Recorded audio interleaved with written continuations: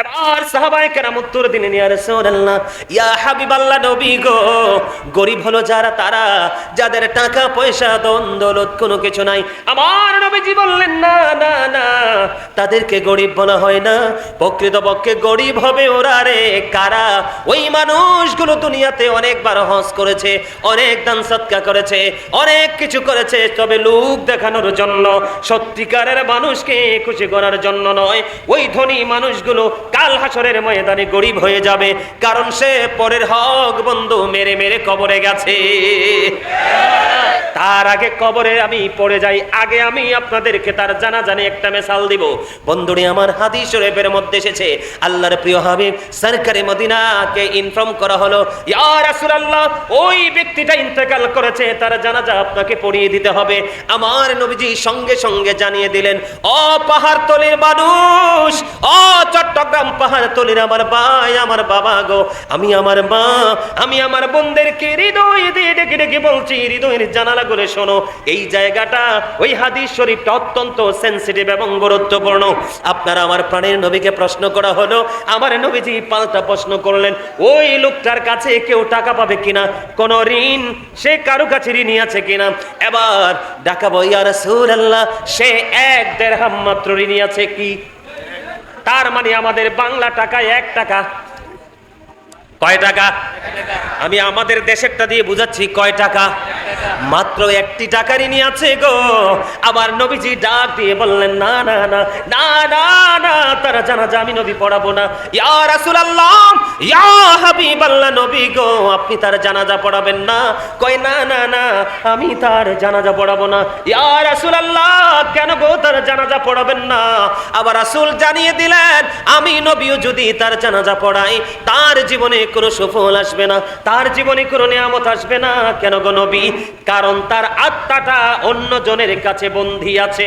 কারণ যতক্ষণ না পর্যন্ত সে অন্যের হক পরিশোধ না করবে, ততক্ষণ তার জীবনে নিয়ামত জুটবে না। আমি নবীও যদি তার জানাজা পড়াই, তার কোনো উপকারে আসবে না। তারপরে হযরতে আবু কাতাদা রাদিয়াল্লাহু তাআলা আনহু বললেন, ইয়া রাসূলুল্লাহ, নবী গো, আমি তার ঋণ পরিশোধ করে দিব গো নবী, আমি তার ঋণ পরিশোধ করে দিব। আমার নবীকে এই কথা বলার পরে যখন কাতাদা রাদিয়াল্লাহু তাআলা আনহু ওই ব্যক্তিটাকে, মৃত ব্যক্তিটাকে ঋণ মুক্ত করার প্রতিশ্রুতি দিলেন, তারপরে আমার নবী তার জানাজা পড়িয়ে দিলেন। আমার ওয়াজ কি আপনাদের কাছে মজা লাগে না? লাগে? লাগে তো সুবহানাল্লাহতে তো স্লো হলে হবে না, হাসতে হাসতে ফ্রি মোডে সুবহানাল্লাহ বলতে হবে। আপনারা যে ফ্রি আছেন এটা আমাকে বুঝাইতে হবে, না হয় আমি হুট করে বলে ফেলবো যে আমার ওয়াজ শেষ। কথা বলেন না কেন? ওয়াজ কি বুঝতে পারছেন কিনা? আমি ক্লাস করাচ্ছি আপনাদেরকে দুনিয়ার শান্তি, পরকালের মুক্তির জন্য। কিসের জন্য? গরিবরা জন্মগ্রহণ করেছে শুধু ধনী লোক কর্তৃক নির্যাতিত হওয়ার জন্য। কথা কন না কিল্লাই? এই বাংলাদেশের গরিব মানুষের যত দুঃখ দুর্দশা, ওই দুর্দশার পিছনের কারণ হলো সমাজের ধনী ধনী ক্যারেক্টারলেস পাওয়ারফুল পারসন। তোমার কথা কন না কিল্লাই? চরিত্রহীন ধনী কে? ক্যারেক্টারলেস। কথা কন না কেন? তার মানে চরিত্রহীন ধনী। যদি চরিত্রবান ধনী হতো, গরিবরা সবচেয়ে বেশি আরাম পাইতো। কথা কয় না কেন? নাকি ভুল কথা বললাম? আরো জোরে বলেন। আমি ভুল বলিনি, আমার নবীজি জানিয়ে দিয়েছে, তুমি যদি যুদ্ধের ময়দানে গিয়েও যদি তুমি শহীদ হও, কিন্তু কোন কাজের লোক, কোন শ্রমিক, কোন ফার্মার তোমার কাছে ঋণ পাও না, টাকা পাও না, আমার নবী বললেন, তুমি যত বড় ভালো কাজই করো, দিনের জন্য যদি তুমি শাহাদাত বরণ করো, অন্যের হক আদায় না করা পর্যন্ত তুমি জান্নাতে যেতে পারবা না। জান্নাতের গ্রান 500 বছর 400 বছরের দূর থেকে পাওয়া যায়। গরিবের হক মারবেননি? ওমা গরিবের হক মারবেন? গরিবের হক মারলে কোনো বন্ধ উপায় থাকবে না। এই জন্য আমি আপনাদেরকে বলে দিতে চাই, গরিবের ক্ষেত্রে অত্যন্ত সেনসিটিভ। আর যদি আপনি গরিবকে ভালোবাসতে পারেন, শ্রমিকের ঘাম শুকানোর আগে যদি তার ঋণ পরিশোধ করতে পারেন, তাহলে আপনার জীবনে প্রতিকূল সময় আপনি আল্লাহকে কাছে পাবেন। তার এক্সাম হলো বুখারী এবং মুসলিম শরীফের হাদিস। আমার দিকে তাকান বন্ধু।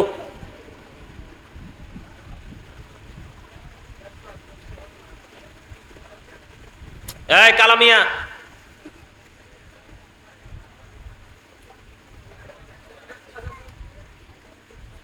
এই কথা কোকায় শুনি।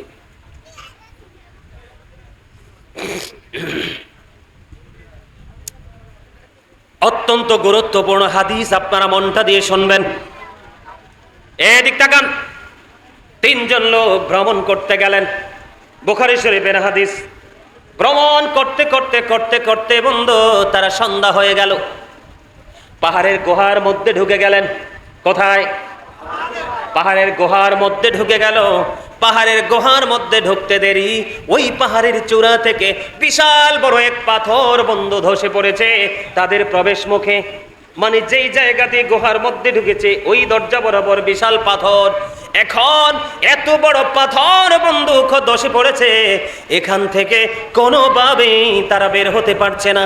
হাদিস শরীফের মধ্যে এসেছে, যেই তিনজনে পাথরের বিপদের মধ্যে পড়েছে, পৃথিবীর কোনো শক্তি নাই, আল্লাহ রাব্বুল আলামিনই পারে তাদেরকেই এই বিপদ থেকে মুক্তি করতে। এবার তিনজন ভিতরে বসে বসে চিন্তা করলেন, কি করা যায়, এখন কি করব, এখন আমাদের কি করা উচিত? পৃথিবীর কোনো মানুষও তো জানে না এই গভীর পাহাড়ের ভিতরে আমরা বিপদগ্রস্ত হয়ে আছি, একমাত্র এই বিপদের খবর জানে আমার আল্লাহ। এখন তিনজন লোক, কয়জন? তিনজন লোক। বন্ধু তারা তিনজন মিলে পরামর্শ করলো, তারা তিনজন মিলে বুদ্ধি করলো, আমরা তো তিনজন মানুষ, আমরা তিনজন মানুষ একটা বুদ্ধি করতে পারি। আমাদের জীবনের স্পেশাল আমল, কিসের আমল?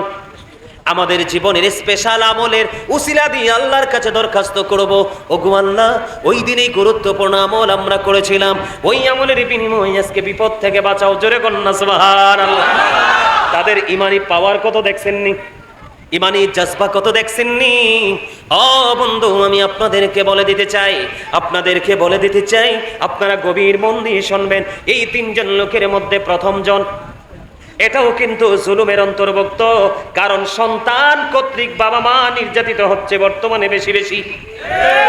বিশেষ করে যেই ছেলেটা রিক্সা চালায়, যেই ছেলেটা দিনের বেলা মাটি কেটে দিন মজুর, ওরা কখনো মা বাবার কলিজায় আগুন দেয় না, বাবা মার কলিজায় আগুন দেয় ওই সমাজের শিক্ষিত ছেলেরা। কথা বলেন না কেন? যাদেরকে বাবা মা না খাইয়া বন্ধ বড় বড় অফিসার বানাইছে, ঠিক কিনা বলে? এর মধ্যে প্রথম জন আল্লাহর কাছে দরখাস্ত করলেন, ওগো আল্লাহ, ওই দিন আমি আমার বাবার সাথে মিষ্টি আচরণ করেছিলাম, ভালো আচরণ করেছিলাম, তুমি আল্লাহর দিদারের আশায়, আল্লাহ তোমার সন্তুষ্টির জন্য। ভালো কাজটা কি জানেননি? ভালো কাজটা হলো বন্ধু, ওই লোকটা, প্রথম লোকটা, তিনি ছিলেন একজন কাটুরিয়া। তিনি কাঠ কেটে কেটে জীবন জীবিকা নির্বাহ করতেন। তিনি একদিন কাঠ কাটতে গিয়ে পাহাড়ে দেরি হয়ে গেল। দেরি হয়ে যাওয়ার পরে কাঠ কেটে তিনি বাড়িতে আসলেন। আসার পরে দেখলেন বাবা মা ঘুমিয়ে গেছে। তার একটা দুধের পশু ছিল যার দুধ দহন করত, এই দুধ দহন করার পরে বাবা মাকে খাওয়াইতো। কিন্তু তিনি আজকে এসে দেখলেন বাবা মা ঘুমিয়ে গেছে, ওই পশুর দুধ দহন করতে পারলো না। তিনি পশুর দুধ দহন করলেন। দুধ দহন করার পরে পাত্রটা হাতে নিয়ে দাঁড়ায় রইলেন। ওই দুধ দহন করার পরে ওনার সন্তান এসে ডেকে ডেকে বলে, বাবা গো, তুমি দুধ দহন করেছো, আমাকে একটুখানি দুধ দাও, আমি দুধ পান করব। কিন্তু ওই কাটুরিয়া ডেকে ডেকে বলে, না না না, আমি প্রতিদিন দুধ দহন করার পরে আমি সবার আগে আমার মা বাবাকে খাইয়ে দেই। আজকে এসে দেখলাম আমার মা বাবা ঘুমিয়ে গেছে, তুমি আমার সন্তান হতে পারো, কিন্তু আমি আমার বাবা মাকে দুধ না খাওয়াইয়া আমি তোমাকে দুধ দিতে পারবো না। জোরে জোরে কন্যা সুবহানাল্লাহ। আর এখনকার ম্যাক্সিমাম সন্তান মা বাবা দেখবে এই জন্য লুকাইয়া বিবির কাছে দেয়। আর বিবিও আনছে একটা ছোট লোকের বাচ্চা ধরে, মাকে বাবাকে শ্বশুর শাশুড়িকে না দিলে সেই বিবি বেশি খুশি। আছে না নাই? আরো জোরে। কিন্তু ওই রাখালিয়া, ওই কাঠুরিয়ার চিন্তা দেখেন। ও বন্ধু, দেখতে দেখে রাত্র পার হয়ে গেল, ফজরের আজান হয়ে গেল। এবার বাবা মাকে দুধ দহন করলেন, দুধ পান করালেন। আজকে এই ছেলেটা এত বড় বিপদে পড়ে আছে, আল্লাহর কাছে দরখাস্ত দিলেন, ওগো আল্লাহ, সেই দিন যে বাবা মার সাথে আচরণ করেছিলাম, ওই আচরণ একমাত্র তুমি মাওলার খুশির জন্য করেছিলাম।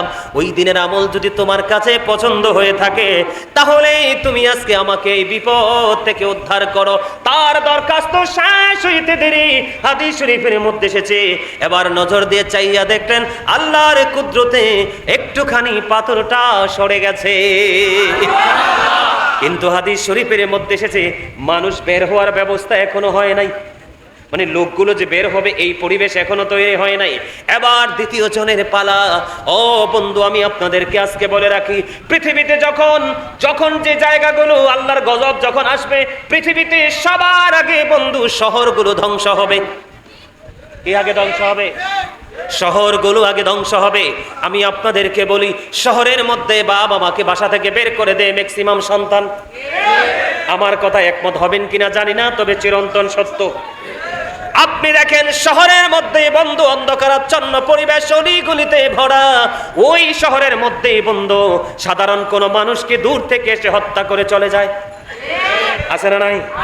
অনেক বেওয়ারিশ লাশ পাওয়া যায় কি যায় না? এবার আসেন শহরের মধ্যে ম্যাক্সিমাম বন্ধু অলি গলিতে, আনাচে কানাচে, শহরতলিতে অথবা শহরের অট্টালিকায় অথবা শহরতলিতে, অলিগলিতে, বস্তিতে, আনাচে কানাচে অনেক বেশি জিনা, ব্যভিচার, সমকামিতা তৈরি হয়।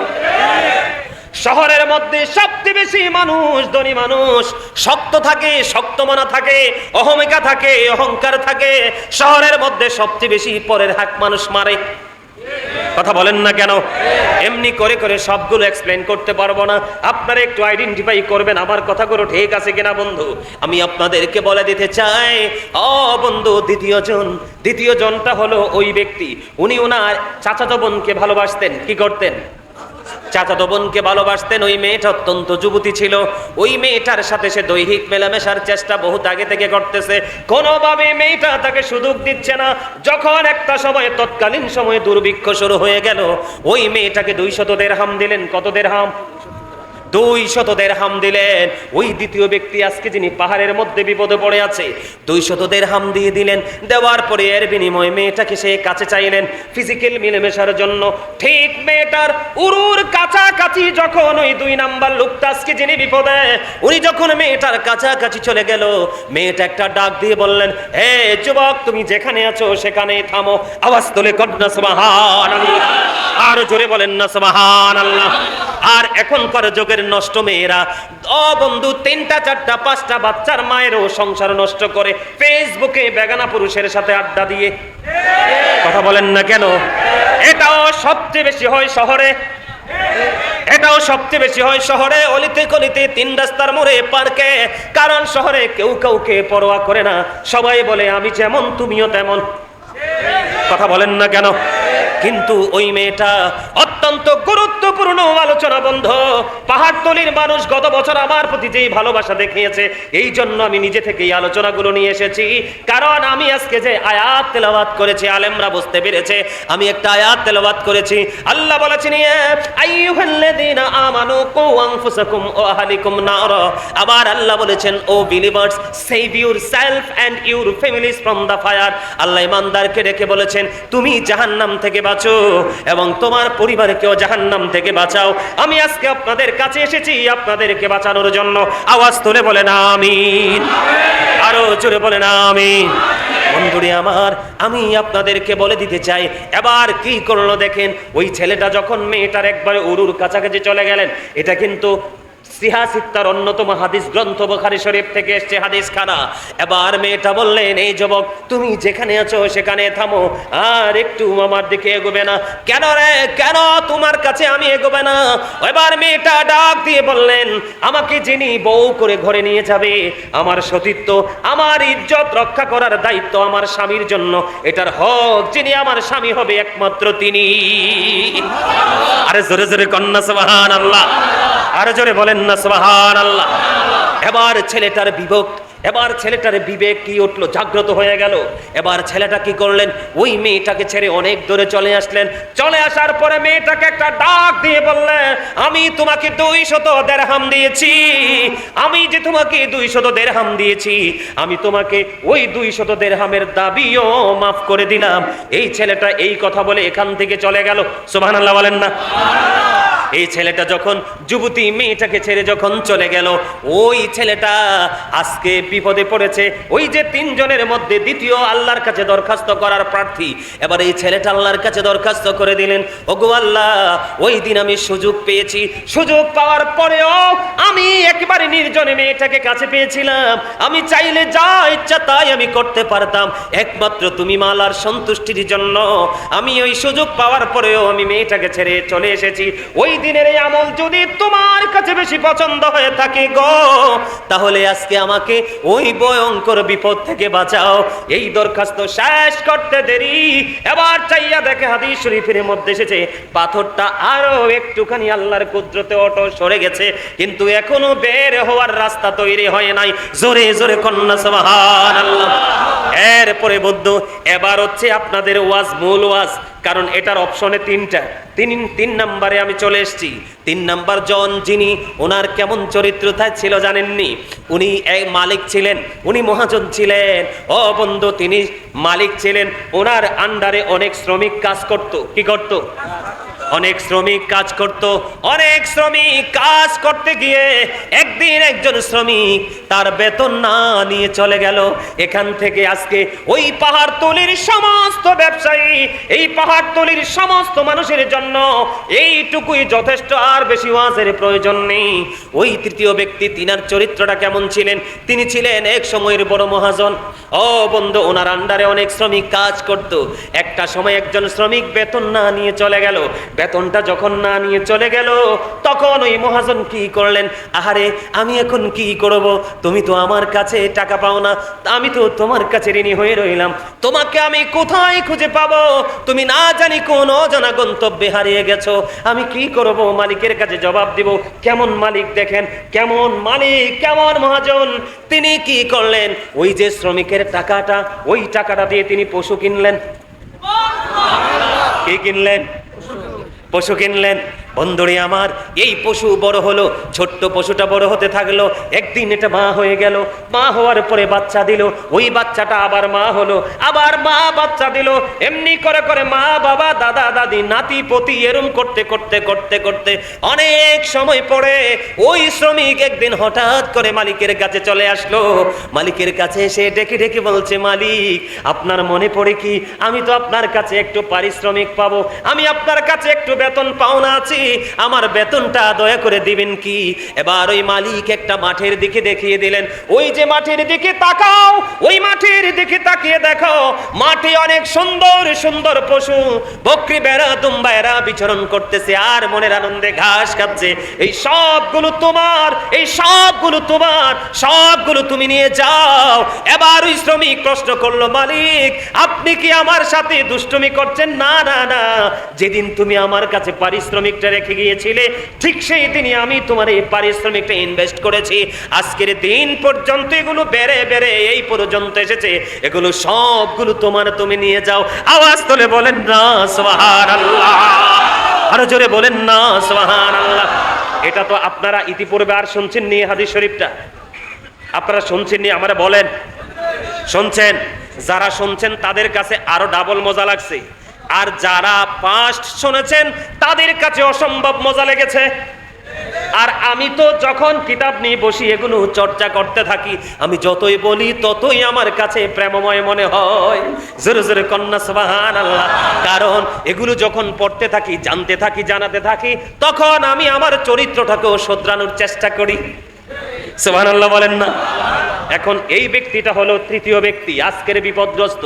এখন ওই ব্যক্তিটা আল্লাহকে ডাক দিয়ে বললেন, ওগো মনিব, তুমি ছাড়া তো এই বিপদের খবর পৃথিবীর কেউ জানে না। মালিক আজকে এত বড় বিপদে পড়েছি, ওই দিন আমি এই কাজ করেছিলাম একমাত্র তুমি মাওলার সন্তুষ্টির জন্য, তোমাকে রাজি করার জন্য, তোমাকে খুশি করার জন্য। আমার ওই দিনের আচরণ যদি তোমার পছন্দ হয়ে থাকে, আমার ওই দিনের ব্যবহার যদি তুমি সন্তুষ্ট হয়ে থাকো, আল্লাহ আজকের বিপদ বিপদ থেকে আমাদেরকে বাঁচাও। ওই তৃতীয় ব্যক্তি যিনি ওই গরিবের হক ফিরিয়ে দিয়েছেন, ওই যে কাজের লোকের বেতন ফিরিয়ে দিয়েছেন, শ্রমিকের শ্রম তিনি ফিরিয়ে দিয়েছেন, এই কারণে আল্লাহ রাব্বুল আলামিন ওই ব্যক্তির দরখাস্ত এমন ভাবে কবুল করলো, সঙ্গে সঙ্গে পুরো পাথরটা সীমানা ছেড়ে চলে গেল আল্লাহর কুদরতে। তিনজন মানুষ নির্দ্বিধায় এখান থেকে বের হয়ে এসেছে।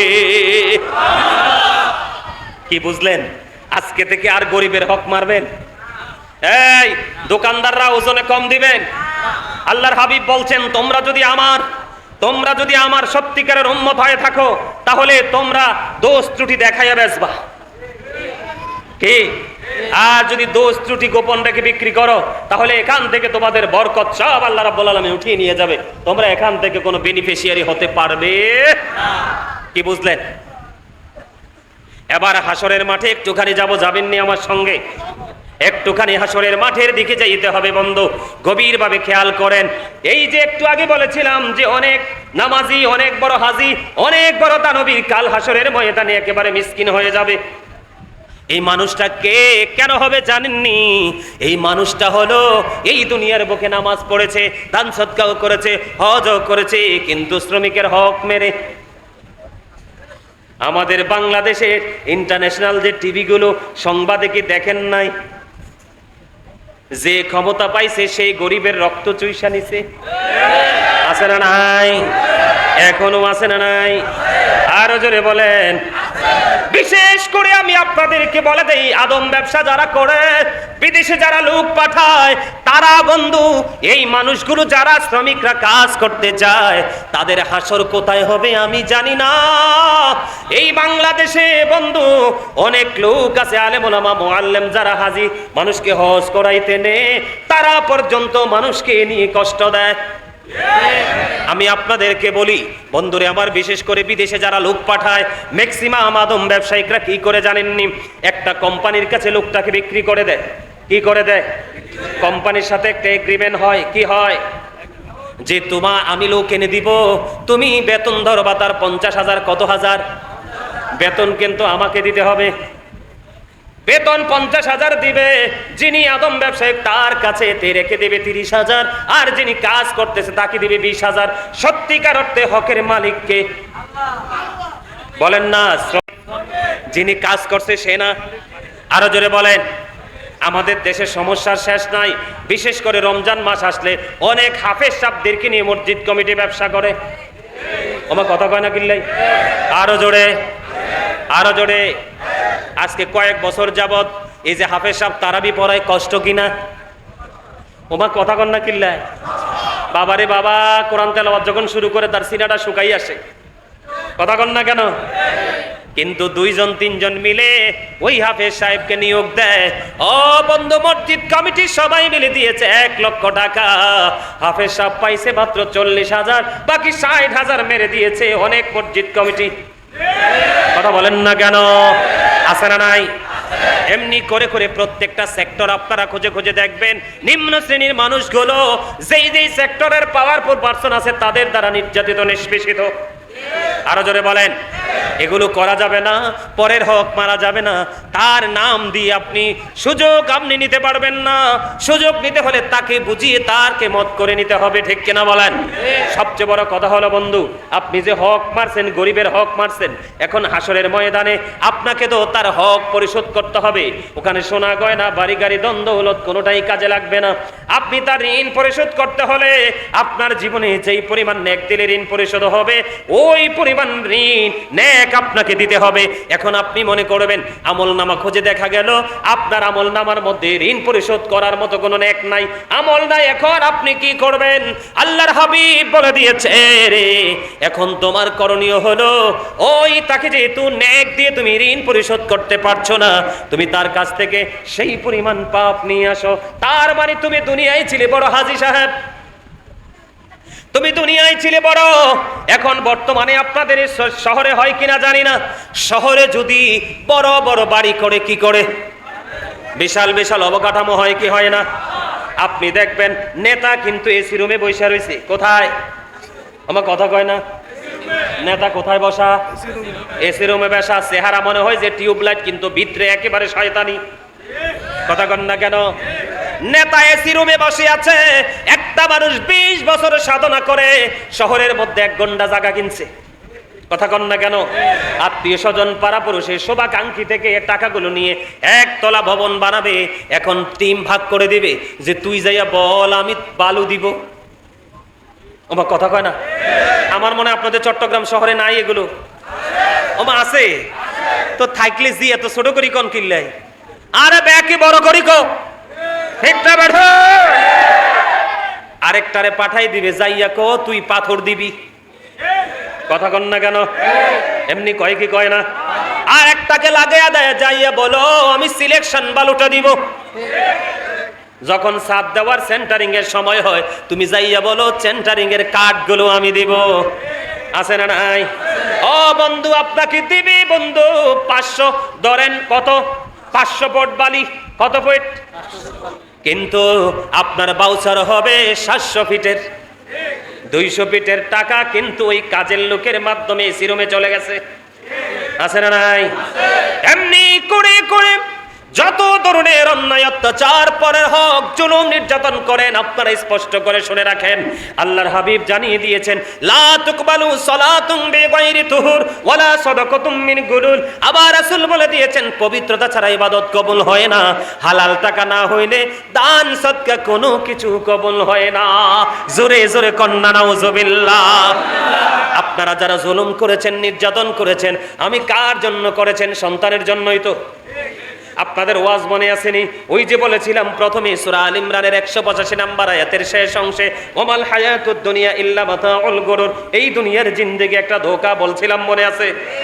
এবার আমি আপনাদেরকে নিয়ে যাব কোরআন শরীফের 19 পারা সূরা শুআরা 88 নম্বর আয়াতে আমার আল্লাহ বলে দিয়েছেন ইয়াউমা লা ইয়ানফাউ মালু ওয়ালা বানুন। ওই কাল হাসরের দিন আপনি দেখতে পাবেন আপনার সন্তান সন্ততি ধন সম্পদ কোনো কিছুই আপনার কোনো কাজে আসবে না। কার জন্য বাড়ি বানালেন? কার জন্য টাকা বানালেন? আমি আজকে আপনাদেরকে বলে যাই বন্ধু, আপনার বিবি বাল বাচ্চা সন্তান সন্ততি এই আর এই পাহাড়তলিতে সুদের টাকা আছে না নাই? আরো যারা বলেন আছে না নাই? বন্ধুরে আমার, আপনি যেই কোনো হারাম পথে উপার্জন করে সন্তানের জন্য রেখে গেলেন, আপনি মরে যাওয়ার পরে এগুলো ভোগ করবে সন্তান, কিন্তু সন্তানকে আল্লাহ জিজ্ঞেস করবে না।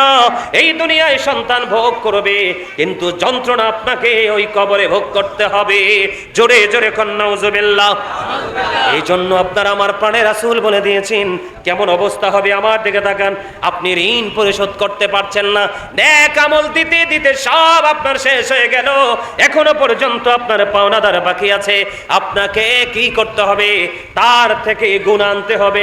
তার মানে আপনার আমলনামা একেবারে পাপে পরিপূর্ণ হয়ে যাবে। আর যেই দুনিয়াতে যেই মানুষটা লাঞ্ছিত হয়েছে, অপমানিত হয়েছে, লজ্জিত হয়েছে, নির্যাতিত হয়েছে, ওই মানুষটা বিনা হিসাবে জান্নাতে চলে যাবে। তার আমল ছিল অল্প কিন্তু নির্যাতনের প্রতিবাদ দুনিয়াতে করতে পারে নাই। এগুলো তার যারা নির্যাতন করছে তাদের থেকে ফয়সালা করে আমার আল্লাহ তাকে জান্নাত পর্যন্ত পৌঁছে দিয়েছে। জোরে জোরে কন্না নাউজুবিল্লাহ। আরো জোরে বলেন নাউজুবিল্লাহ। ওয়াজকে বুঝতে পারছেননি? আরো জোরে বলেন। আমার কথা বুঝতে পারছেননি? তাহলে কাউকে অনিচ্ছাকৃতভাবে গালিও দেওয়া যাবে না, হত্যা করা যাবে না, কারো গায়ে চর বসানো যাবে না। কথা কি বুঝতে পারছেন? কোন ধরনের অন্যায় করা যাবে না। তবে আপনার জীবনে আমল যদি কম করেন আপনার জান্নাতে যাওয়ার সম্ভাবনা আছে।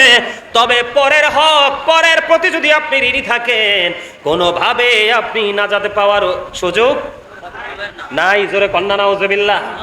আল্লাহর হাবিব বলেছেন গাছের ডালা কি, কথা বলেন না কেন? একটা গাছের ডালার হক। কিসের হক? তার মানে এক্সাম্পল দেই সহজে। ধরেন আমার চাচার কাঁঠাল গাছ আছে, কি আছে? আজকে বৃষ্টি না, বৃষ্টির ছাগলের কিন্তু কাঁঠাল গাছ খুব পছন্দ, জানেননি এটা?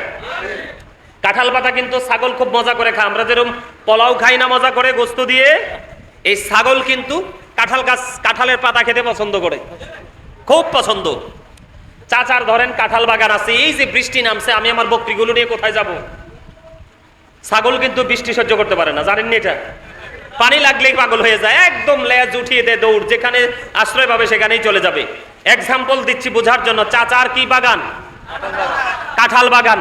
আর আমার আছে 1 ডজন ছাগল, আর নামছে বৃষ্টি, ছাগলও পেটের খিদায় কান্নাকাটি করতেছে, কিন্তু বাগানটা আমার বাড়ির কাছে। চাচা তো ঘুমায়, বৃষ্টি পড়তেছে, টিপ টিপ করে টিনের চালে আরামের ঘুম দিছে চাচা। তা আমিও চাচারে জিজ্ঞেস করার প্রয়োজন মনে করি নাই, আমি রাতের বেলা গিয়ে 4-5টা ডালা কেটে আমার ছাগলকে খাইয়া পেট ভরাইয়া দিলাম। কি করে দিলাম? এখন এই গাছের ডালায় তো জ্যৈষ্ঠ মাস আসলে 10টা কাঁঠাল ধরতো, কথা বলেন না, অথবা 2টা ধরতো, কিন্তু এই বঞ্চিত করলাম কে? আমি। ঠিক কিনা বলেন?